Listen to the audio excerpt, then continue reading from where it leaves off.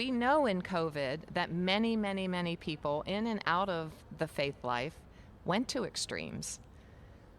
They numbed, they went to alcohol, they went to, Yep. so many extremes because they couldn't manage, they couldn't moderate these heightened emotions that they were feeling. And so that's what I have sensed, and that is why I'm so happy that I absolutely have a resource in my book, Stronger Every Day, to offer people really practical, highly practical ways to manage that strong emotion, that strong fear, right? We need to be able to do that within ourselves. Janell Rardon joining us today here on the Meeting House on Faith Radio, the author of the book Stronger Every Day, 9 Tools for an Emotionally Healthy You.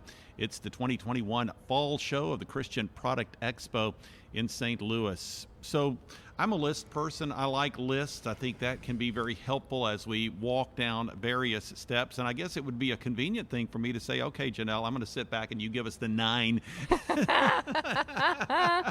They're not memorized either, so I have my book right here. But I'm going to do that.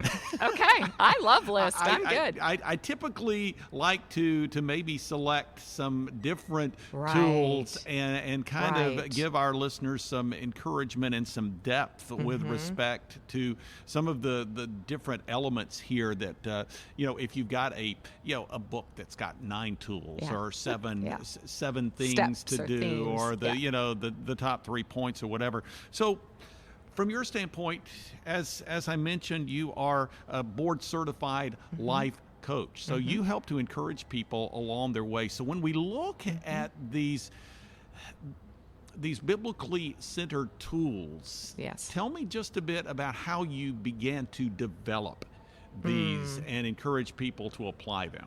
Well, I appreciate that you want me to give you the list because I believe no tool is more important than the others. I think they do work as a synergistic, integrative set.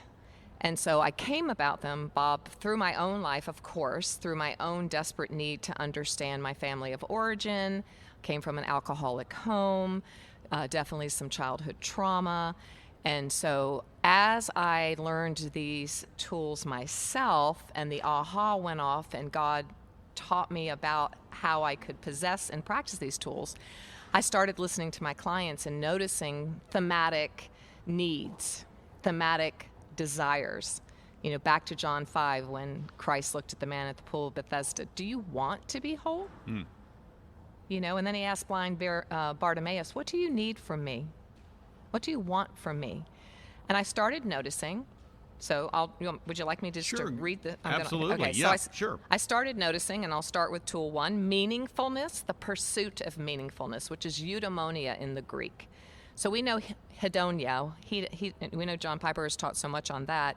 But eudaimonia is really about finding a meaningful life, a purposeful life where you are waking up every day and going, I know that I'm alive for this reason.